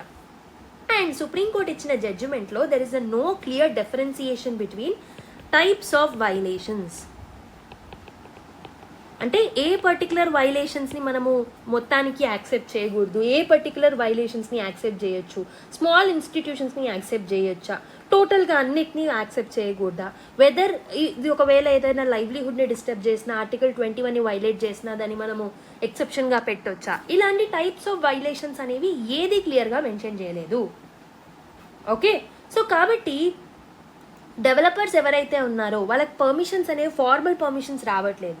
అండ్ ఇప్పుడు ఈ డెమాలిషన్స్ చేయడం వల్ల వాళ్ళ యొక్క కంప్లైంట్స్, వాళ్ళ యొక్క పరిస్థితి అనేది చాలా దీనంగా మారిపోవడం జరిగిందనమాట. ఈ పర్టికులర్ అంబిగ్విటీ అనేది మనము వేరే ఫ్రేమ్వర్క్స్లో కూడా చూస్తున్నాం, లైక్ మిగతా ఎన్వైరన్మెంటల్ ఫ్రేమ్వర్క్స్లో కూడా చూస్తున్నాం. ఫర్ ఎగ్జాంపుల్ ఇంతకుముందు మనం డిస్కస్ చేసినట్టు environmental impact assessment 2006. So definitely ఈ పర్టికులర్ దానికి డైరెక్ట్గా లింక్ అయి ఉంది కాబట్టి ఇక్కడ మనకి ప్రాపర్ క్లారిటీ అనేది రావట్లేదు. Second thing, similar things are there in CRZ notification 2011. So ఈ కోస్టల్ రెగ్యులేషన్ జోన్ రూల్స్ ఏవైతే ఉంటాయో this is another environmental act which is under environmental protection act 1987. Judgement దీని గురించి క్లారిటీ ఇవ్వలేదు. మళ్ళీ ఈ particular coastal regulation zone rules ఏవైతే ఉంటాయో దాని కింద కూడా మనము టూరిజం ప్రాజెక్ట్స్, కోస్టల్ ఇండస్ట్రీస్ ఇవన్నీ ఉంటాయి, దానికి సంబంధించి కూడా క్లారిటీ ఇవ్వలేదు. అండ్ వాటర్ యాక్ట్స్ అనేవి ఉన్నాయి, water act of 1974, air prevention and control pollution act of 1981, వీటి గురించి కూడా క్లారిటీ అనేది ఇవ్వలేదన్నమాట. ఓకే, సో సుప్రీంకోర్టు ఆర్డర్స్ అనేవి వీటికి కూడా ఎక్స్టెండ్ అవుతాయా, స్టేట్ పొల్యూషన్ కంట్రోల్ బోర్డ్స్కి, సెంట్రల్ పొల్యూషన్ కంట్రోల్ బోర్డ్స్కి, వాటికి కూడా లైక్ ఎక్స్టెండ్ అవుతాయా అనే క్లారిటీ అనేది లేదనమాట. ఓకే, సో చాలా ప్రాజెక్ట్స్ ఏవైతే ఉన్నాయో సో దానికి లైక్ ఈ పర్టికులర్ ప్రాబ్లమ్స్ ఉన్నాయి. దాంతోపాటు గ్రౌండ్ రియాలిటీ చూసుకుంటే ఎన్నో ప్రాజెక్ట్స్కి ఎన్వైరన్మెంటల్ క్లియరెన్సెస్ అనేవి లేవు. చాలా ప్రాజెక్ట్స్ అనేవి non complaint of the environmental regulations. ఎందుకు అనంటే మన దగ్గర రెగ్యులేటరీ డీలేస్ అనేవి ఉన్నాయి, సో బ్యూరోక్రాటిక్ డీలేస్ ఉన్నాయి, క్లియరెన్సెస్ అనేవి చాలా లేట్గా ఇస్తూ ఉన్నారు, రూల్స్ అనేవి ప్రాపర్గా లేవు, అంబిగ్విటీ అనేది ఉంది, and lack of awareness. Many people don't know ఈ రూల్స్ ఉన్నాయి అని చెప్పేసి. ఓకే, అండ్ ఇంటర్ప్రిటేషన్ కూడా మారుతుంది. ఓవర్ 12 years, ఆల్మోస్ట్ 12 years తర్వాత ఇలాంటి జడ్జ్మెంట్ రావడం, that to again without any clarity, it is creating a problem. కాబట్టి కొన్ని ఏరియాస్లో ఆల్రెడీ డెమోలిషన్స్ కూడా స్టార్ట్ చేసేసారు. సో కాబట్టి ఇక్కడ ఏమవుతుంది అని అంటే it is creating an ambiguity, ఒక అంబిగ్వస్ స్టేజ్ని క్రియేట్ చేస్తుంది ఈ జడ్జ్మెంట్ అనేది. సో ఎక్స్పర్ట్స్ ఏం చెప్తున్నారు అంటే ఒక బ్యాలెన్స్డ్ అప్రోచ్తో మనము వస్తే బాగుంటుంది. On one hand we can respect the supreme courts intent, and ఇంకోవైపు కెవోస్ అనేది జరగకుండా మనం ఆపొచ్చు. ఒక హైబ్రిడ్ మోడల్తో మనం ముందుకు రావాలి అని చెప్తున్నారు. ఏంట hybrid model? Eco sensitive zones ఏవైతే ఉంటాయో ఇక్కడ మనం regularization of this particular aspect should not be done. అంటే ఈకో సెన్సిటివ్ జోన్స్లో ఉన్న ఇన్ఫ్రాస్ట్రక్చర్ ప్రాజెక్ట్స్ని మనం తీసేయాలి. ఎన్వైరన్మెంటల్ ఆడిట్ ఏదైతే ఉంటుందో, సో ప్రస్తుతం ఉన్న ప్రాజెక్ట్స్ ఆల్రెడీ ఈ 12 yearsలో లేడౌన్ చేసిన ప్రాజెక్ట్స్ యొక్క ఎన్వైరన్మెంటల్ ఇంపాక్ట్ అసెస్మెంట్ మళ్ళీ ఒకసారి కండక్ట్ చేయాలి. ఓకే, ఒకవేళ వైలేటర్స్ ఎవరైనా ఉంటే ఆ పర్టికులర్ ప్రాజెక్ట్స్ని డెమాలిష్ చేయకుండా వాళ్ళని పనిష్ చేయడం బెస్ట్. అండ్ ఇండిపెండెంట్ మానిటరింగ్ అనేది జరగాలి ఈ పర్టికులర్ ప్రాజెక్ట్స్ మీద. అండ్ రెగ్యులరైజేషన్ చేసిన ఒక విండో పీరియడ్ అనేది ఉంటుంది. So we have to shift our focus from punishments to prevention. ఇలాంటి కొన్ని హైబ్రిడ్ మోడల్స్ని మనం తీసుకొస్తే బాగుంటుంది అని చెప్పేసి ఇక్కడ మనకు ఆథర్ సజెస్ట్ చేస్తున్నారు. Okay, I hope you have understood. So this is about this particular article. And ఇంకోటి ఏంటంటే సుప్రీం కోర్ట్ కొన్ని పెటిషన్స్ అనేవి రావడం జరిగింది ఈ ఆర్డర్కి అగేన్స్ట్గా. So definitely supreme court is going to review its decision once again. Let's see what will happen further. Next article, or workers rights being eroded అని చెప్పి ఒక ఆర్టికల్ రావడం జరిగింది. So basically this article is speaking about accident that took place in Telangana. So June 30 రోజు 2023లో ఒక chemical reactor అనేది explode అవ్వడం జరిగిందనమాట. Okay, chemical reactor got exploded. ఎక్కడ అంటే Sigachi industries. So this is a factory in Telangana. Almost దీంట్లో 40 workers ఇంజూర్ అవ్వడం జరిగింది, చనిపోవడం జరిగింది. సో నెక్స్ట్ డే ఏమైంది అని అంటే ఈ 40 workersలో 8 workers ఎక్స్ట్రాగా చనిపోవడం జరిగిందనమాట. సో అండ్ దీంతో పాటు గోకులేష్ ఫైర్ వర్క్స్ అనే ఈ ప్లేస్లో శివకాశిలో తమిళనాడులో ఆల్మోస్ట్ 8 to 9 workers నెక్స్ట్ డేనే చనిపోవడం జరిగింది. And on September 30 9 workers died when 10-meter high coal handling structure collapse అయినప్పుడు చెన్నైలో 9 workers చనిపోయారనమాట. ఓకే, ఇలా డిఫరెంట్ ఇన్సిడెంట్స్ చాలా దగ్గరలోనే మనకి ఈ పర్టికులర్ ఇన్సిడెంట్స్ అనేవి జరిగాయి. సో ఇవి ఇన్సిడెంట్స్ అనేవి ఐసోలేటెడ్ ప్యాటర్న్లో జరిగినా they reflect a certain pattern. So ఏం ప్యాటర్న్ని రిఫ్లెక్ట్ చేస్తున్నాయనంటే pattern of neglect and unsafe industrial practices వల్లనే ఈ ఇన్సిడెంట్స్ అనేవి జరిగాయి అన్నమాట.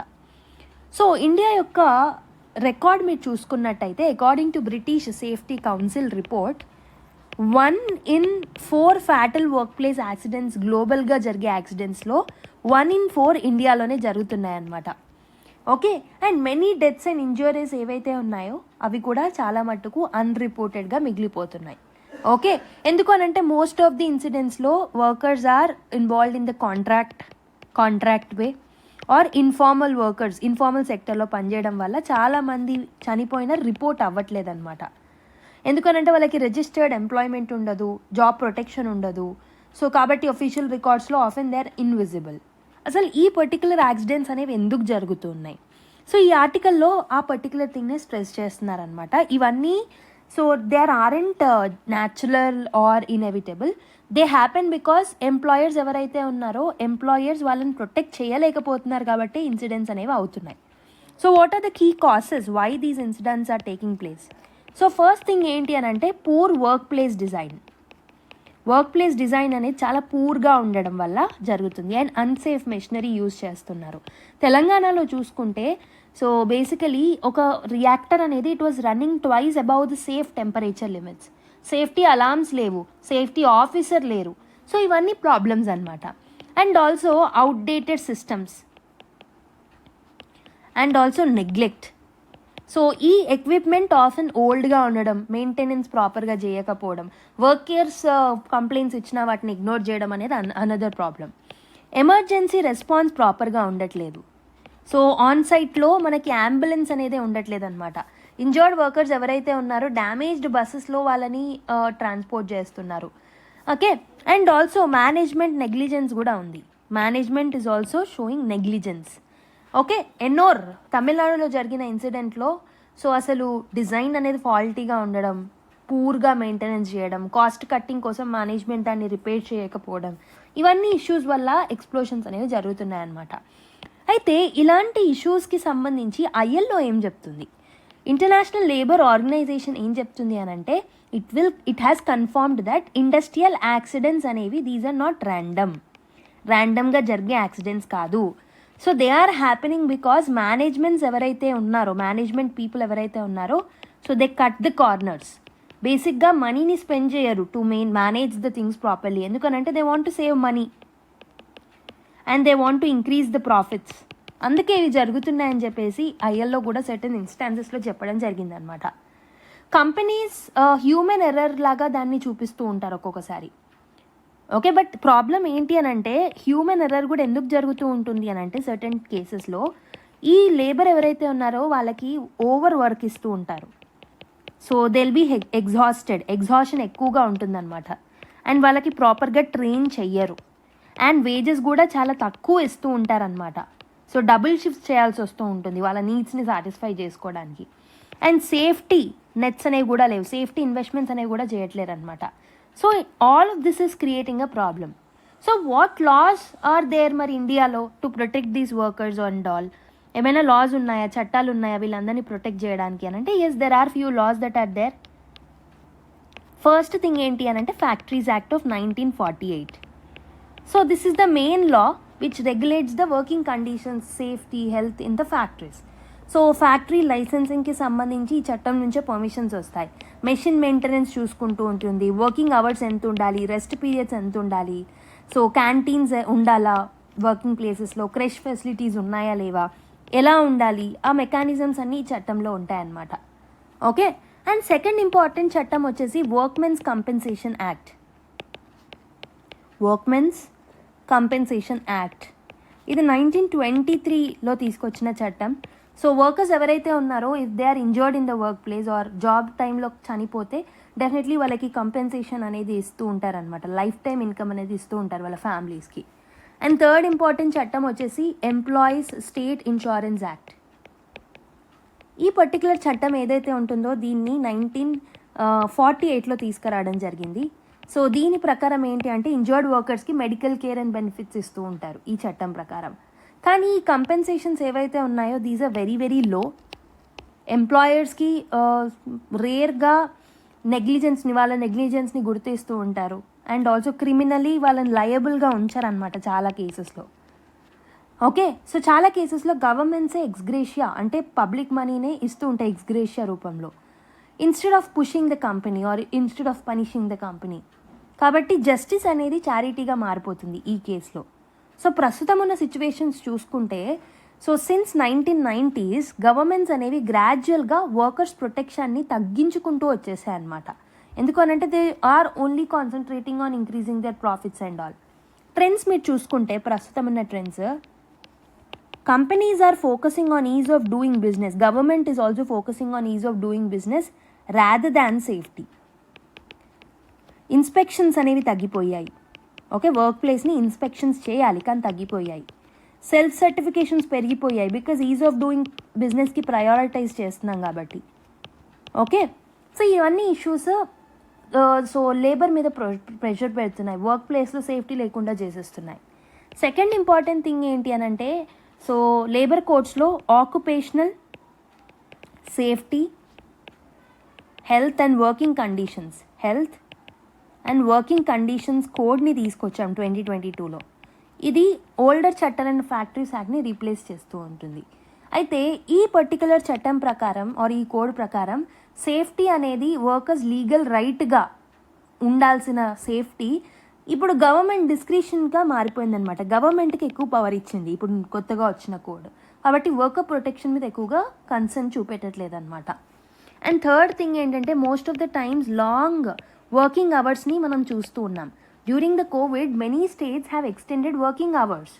ఎందుకనంటే ఎయిడ్ రికవరీ చేయాలి కాబట్టి పోస్ట్ కోవిడ్ 2023లో కర్ణాటకలో సో ఈ వర్కింగ్ అవర్స్ ఏదైతే ఎక్స్టెండ్ చేశారో పోస్ట్ కోవిడ్ వాటిని పర్మనెంట్గా మార్చడం జరిగిందనమాట.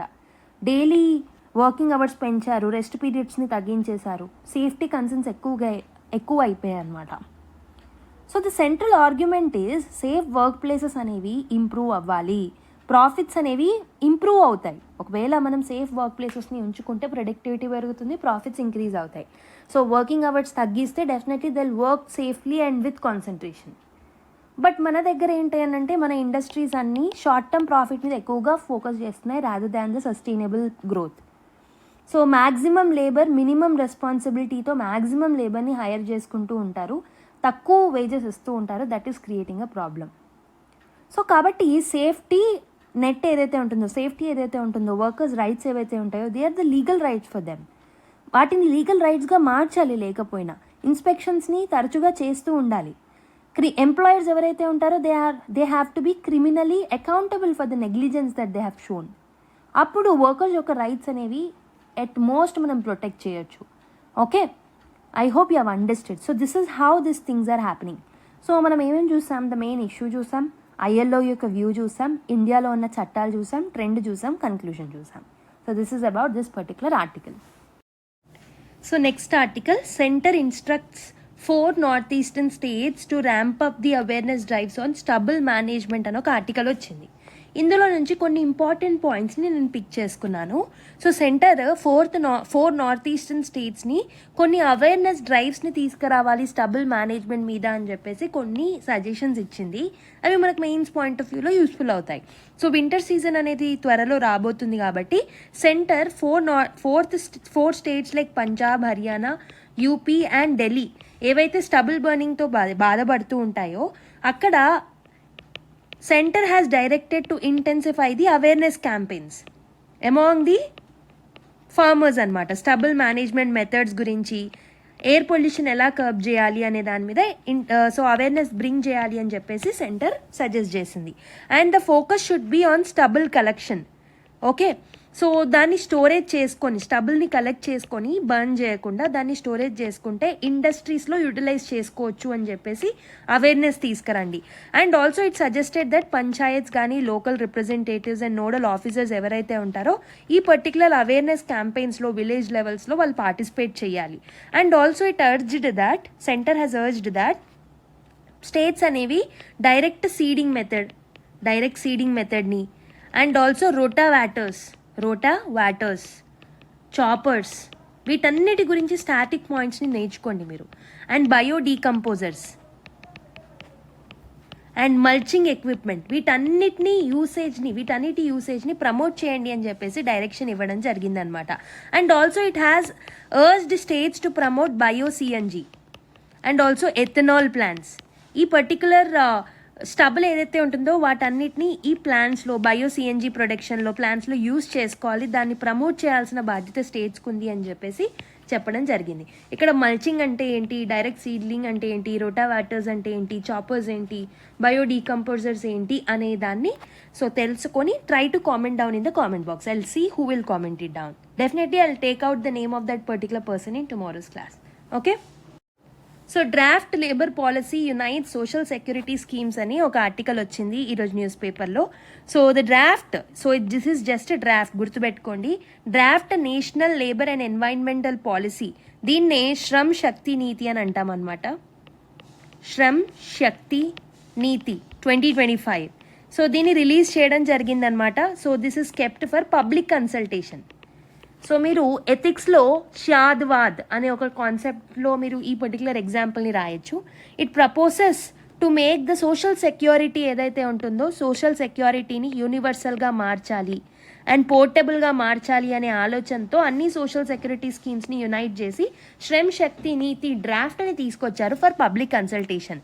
So this will align with 2047 Viksit Bharat initiative. So ఏమున్నాయి దీంట్లో key features, what are the key features under it? So Shram Shakti నీతిలో ఉన్న కీ ఫీచర్స్ చూసుకుంటే ఫస్ట్ది universal and portable social security. So దీనికి గాను సోషల్ సెక్యూరిటీ యూనివర్సల్గా మారడానికి ఒక యూనివర్సల్ అకౌంట్ని క్రియేట్ చేస్తారనమాట. సో ఈ యూనివర్సల్ అకౌంట్ ద్వారా ఈపీఎఫ్ఓని, ESIC employee state insurance corporation data and also Pradhan Mantri Jan Arogya Yojana data, e Shram and also ఈ స్టేట్ వెల్ఫేర్ బోర్డ్స్ డేటా అన్నిటినీ ఒక పర్టికులర్ సెంట్రల్ ప్లాట్ఫామ్స్లో ఇంటిగ్రేట్ చేయడం జరుగుతుందన్నమాట. And also implementation of the occupational safety and health code will be done. So దీనికి proper risk based inspections చేస్తారు, gender sensitive స్టాండర్డ్స్ని set చేస్తారు అండ్ ఆల్సో దీని కింద ఉన్న అన్ని స్కిల్ స్కీమ్స్ అన్నిటిని ఇంటిగ్రేట్ చేస్తారనమాట. ఒక ఇంక్లూజివ్ అప్రోచ్తో ముందుకొస్తారు. Next, what will be the vision and principles of this particular scheme? Vision and principles ఏముంటాయి అని అంటే this particular policy will be rooted in India civilizational ethos, that is Shramdharma అని అంటే dignity of labour and moral value of the work. ఆ particular లైన్స్లో ఈ particular దాన్ని తీసుకురావడం జరిగింది. లేబర్ ఈకో సిస్టమ్స్ మీద మనము ఫోకస్ చేస్తాం దీంట్లో భాగంగా. So will ensure protection of the workers, productivity improvise చేయాలి, పార్టిసిపేషన్ పెంచాలి అనే కోణంలో ఈ పర్టికులర్ పాలసీని తీసుకొస్తున్నాము. వర్కర్స్ యొక్క వెల్ఫేర్ అండ్ ఎంటర్ప్రైజ్ యొక్క గ్రోత్ మీద ఫోకస్ చేస్తూ ఉంటుందన్నమాట ఈ particular scheme. So what will be the expected outcomes? దీన్ని తీసుకురావడం వల్ల మనకు what are the outcomes that we are going to expect from this అని అంటే యూనివర్సల్ వర్కర్ రిజిస్ట్రేషన్ అనేది ఉంటుందన్నమాట. సోషల్ సెక్యూరిటీలో పోర్టబిలిటీ అనేది ఉంటుంది, యూనివర్సల్ వర్కర్ రిజిస్ట్రేషన్ అనేది ఉంటుంది. సో వర్క్ ఫోర్స్ యొక్క వర్క్ ప్లేస్లో ఫెటాలిటీస్ని తగ్గించాలనే ఒక ఆలోచన and female labour force participation రేట్ని పెంచాలి, 35%కి పెంచాలి బై 2030 అని ఇంకో అవుట్కమ్ని మనము ఏం చేస్తున్నాం. ఇన్ఫార్మల్ జాబ్స్ని తగ్గించాలి. ఇన్ఫార్మల్ జాబ్స్ని ఎలా తగ్గించవచ్చు? డిజిటల్ కంప్లైంట్స్ని పెంచి and AI driven labour governance మీద మనం ఫోకస్ చేయాలి across all the states. And also millions of green jobs and decent జాబ్స్ని క్రియేట్ చేయాలనుకుంటున్నాము. ఒక one nation integrated workforce ఈకో సిస్టమ్స్ని ఓవరాల్గా మనం తీసుకురావాలన్న ఆలోచనతో శ్రమ్ శక్తి నీతిని తీసుకురావడం జరుగుతుందన్నమాట. So what are the initiatives or reforms that are proposed under it? ఏంటి అని అంటే ఒక సింగిల్ విండో డిజిటల్ కంప్లైంట్స్ మెకానిజంని దీంట్లో తీసుకురాబోతున్నాం అనమాట. అండ్ ఆల్సో గ్రీన్ జాబ్స్ని ప్రమోట్ చేయాలనుకుంటున్నాం. ఏఐ బేస్డ్ లేబర్ గవర్నెన్స్ మీద మనం ఫోకస్ చేస్తున్నాం. So just transition pathways, industries change అవుతున్నాయి కాబట్టి ట్రాన్సిషన్ పాత్వేస్ ఎలా ఉండాలి అనే దాన్ని మనం ఫోకస్ చేస్తున్నాం. And also universal labour data architecture అనేది ఉండాలి, ఒక యూనివర్సల్ మెకానిజం అనేది ఉండాలి, ఆంటర్ప్రెన్యూర్షిప్ అనేది ఇంప్రూవ్ అవ్వాలి, కెరీర్ గైడెన్స్ అనేది ఉండాలి యూత్కి అనే ఒక ఆలోచనతో వీటన్నిటిని తీసుకొస్తున్నాం. సో దీన్ని ఫేజెస్ వైజ్ ఇంప్లిమెంట్ చేస్తామన్నమాట. సో ఫేజ్ 1 ఏదైతే ఉంటుందో ఫేజ్ 1 2025 to 2027 ఉంటుంది. సో ఫేజ్ 2 ఏదైతే ఉంటుందో 2027 నుంచి 2030 వరకు ఇంప్లిమెంట్ అవుతుంది. ఫేజ్ 3 వచ్చేసి 2030 బియాండ్ 2030 ఉంటుంది. ఫేజ్ 1లో ఏంటంటే institutional setup, social security systems అన్నిటిని ఇంటిగ్రేట్ చేయడం ఉంటుంది. సో ఫేజ్ 2లో ఏం కాన్సన్ట్రేట్ చేస్తామనంటే nationwide roll out, universal social security అకౌంట్స్ని క్రియేట్ చేయడం, స్కిల్ క్రెడిట్ సిస్టమ్స్ని తీసుకురావడం, ఇవన్నీ ఉంటాయి. సో ఫేజ్ 3లో పేపర్లెస్ గవర్నెన్స్ మీద, ప్రిడిక్టివ్ అనలిటిక్స్ మీద ఫోకస్ చేస్తాము. సో అకౌంటబిలిటీ ఎలా ఉంటుంది అని అంటే ప్రోగ్రెస్ ఎప్పటికీ ట్రాకింగ్ చేస్తూనే ఉంటారు, రియల్ టైమ్ డాష్ బోర్డ్స్ ఉంటాయి. And there will be a creation of ఎల్పిఈఐ. ఎల్పిఈఏ అంటే labour and employment policy evaluation index అనమాట. సో కొన్ని బెంచ్ మార్క్స్ని సెట్ చేసి స్టేట్స్ని కంపేర్ చేస్తూ ఉంటారు. అండ్ ఆల్సో యాన్యువల్గా నేషనల్ లేబర్ రిపోర్ట్ అనేది కూడా పార్లమెంట్లో ప్రజెంట్ చేస్తారు. So this is just draft policy. Once ఇది ఫైనలైజ్ అయిన తర్వాత మళ్ళీ మనం న్యూస్లో డీటెయిల్గా చూడడం జరుగుతుంది. Next one, after delays, Indian Air Force set to receive the first Tejas Mk1A fighter jet. Indian air force ఏదైతే ఉందో first light combat air craft అయిన తేజస్ 1K MK1Kని సో నాసిక్లో జరిగే ఈవెంట్లో రిసీవ్ చేసుకుంటుంది అనమాట. So this is a major milestone అని చెప్పొచ్చు indigenous fighter jet ప్రోగ్రామ్లో. సో 2 MK1A ఫైటర్ జెట్స్ ఏవైతే ఉంటాయో that will be handed over to IAF. So Hindustan aeronautical limited ఏదైతే ఉంటుందో సో దాని యొక్క కాంట్రాక్ట్ని బట్టి ఆల్మోస్ట్ 83 తేజస్ MK1A ఎయిర్క్రాఫ్ట్స్ని ఇవ్వాలి. సో 2024 నుంచి ఇవ్వడం మొదలుపెట్టింది. బట్ కొన్ని డీలేస్ రావడం వల్ల కొంచెం లేట్ అయిందనమాట. సో పర్ మంత్ 1 or 2 ఇంజన్స్ని మాత్రమే సప్లై చేస్తూ ఉండడం వల్ల కొన్ని డీలేస్ అనేవి వచ్చాయన్నమాట. So almost additional 97 Tejas MK1 fighter jets agreement కూడా ఫైనల్ స్టేజెస్లో ఉంది. But now IAF has received this particular thing. So this is something which you have to remember. Okay, final news, NMIA set to make the Mumbai is one of the Asia's biggest aviation hubs అని ఒక article వచ్చింది. So prime minister Narendra Modi garu has inaugurated the first phase of Navi Mumbai international airport. NMIA అంటే Navi Mumbai international airport. So ఈ particular airport అనేది major role play చేయబోతుంది అనమాట. So to make like for establishing a region as one of the Asia's largest connectivity హబ్గా మారడానికి కోసం ఈ particular థింగ్ని తీసుకురావడం జరిగింది. So prime minister Narendra Modi garu ఏం చెప్తున్నారు అని అంటే ఈ న్యూ ఎయిర్పోర్ట్ ఏదైతే ఉంటుందో ఇట్ విల్ కనెక్ట్ మహారాష్ట్రలో ఉన్న ఫార్మర్స్ని సూపర్ మార్కెట్స్తో కనెక్ట్ చేస్తుంది. ఏ సూపర్ మార్కెట్స్? యూరోప్లో ఉన్న సూపర్ మార్కెట్స్, మిడిల్ ఈస్ట్లో ఉన్న సూపర్ మార్కెట్స్తో కనెక్ట్ చేస్తుంది. So fresh produce of farmers, fruits, vegetables ఇవన్నిటిని అక్కడికి ఎక్స్పోర్ట్ చేసేయచ్చు చాలా ఈజీగా, ఈ పెరిషబుల్ గూడ్స్ని కూడా. ఓకే, సో ఎక్స్పోర్ట్ కాస్ట్లని మొత్తానికి తగ్గిస్తుంది ఈ ఎయిర్పోర్ట్ అనేది. ఎస్పెషలీ స్మాల్ అండ్ మీడియం ఇండస్ట్రీస్కి ఇది హెల్ప్ అవుతుంది. It will boost the investment also. Okay, new enterprises develop చేయడంలో ఈ NMIA అనేది హెల్ప్ఫుల్ అవుతుంది. So this is a greenfield project. So it is going to expected to become operational from December అనమాట. December నుంచి start అవ్వబోతుంది. So this will become a second international airport for metropolitan area of Mumbai. Second airport అవుతుంది అనమాట Mumbai రీజియన్లో. Okay, so basically along side ఇప్పుడు ప్రస్తుతం ఉన్న Chhatrapati Shivraj Maharaj international ఎయిర్పోర్ట్తో పాటు NMIA అనేది కూడా రన్ అవ్వబోతుంది అనమాట. ఓకే, సో బేసికలీ ఈ డ్యూయల్ ఎయిర్పోర్ట్ సిస్టమ్స్ అంటే 2 ఎయిర్పోర్ట్స్ ఉండడం వల్ల కంజెషన్ తగ్గుతుంది. ఎందుకంటే ముంబై అనేది ఇట్స్ అ మల్టీ ఎయిర్పోర్ట్ హబ్గా మారబోతుంది అనమాట. సో ఈ పర్టికులర్ NMIAని ఆపరేట్ చేసేది అదానీ గ్రూప్ అనమాట. So this is the first airport in India that will be connected by water taxis also. Okay, water taxis ki kuda idi connect avvabotundi. So this will enhance ila water taxis to kuda combine avvadam valla this will enable the multimodal transport connectivity. Okay, so this will boost the investments, travel time taggistochu, exports time tagginchochu and also affordable ga marchochu. That will help us in the long run. Okay, so with this let me end the discussion. So with this I've completed all the important articles from today's newspaper. Invasive alien species related article already upload chesamu, so please try to watch it. Okay, so yeah, so that is also from today's newspaper only. Remember adi kuda chuddam marchipoddu. So only then you can completely cover comprehensively the Hindu video. So with this let me end the session. Meek video nachinataithe like cheyadam marchipoddu, give your feedback to the comment box and let's meet in the next class.